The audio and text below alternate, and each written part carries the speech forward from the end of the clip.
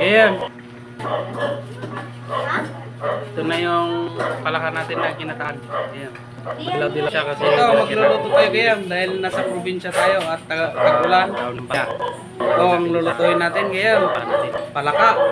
Native. Ganito ang itsura ng native gayam. May ibang kulay siya. Ayan. May green, iba-iba. Ayan. Gagataan natin to gayam. Nagimas ang pagkakatali natin gayam na palaka. Oo.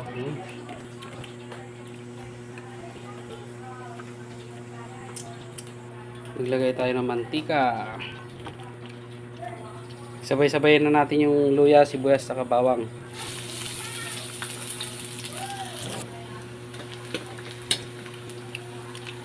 Siguro nagtataka kayo. Lagyan na natin yung palaka natin, no? Yan, no?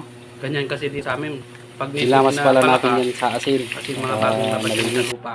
Ilagay tayo ng paminta. Yan ginagap. Pampalasa. Yung balat niya kasi malinis naman.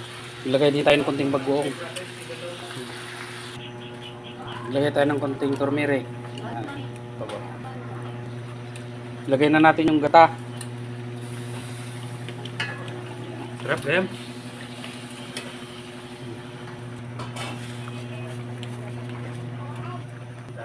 Takpan hanggang maluto ang palaka na may daon ng ampalaya. Graham.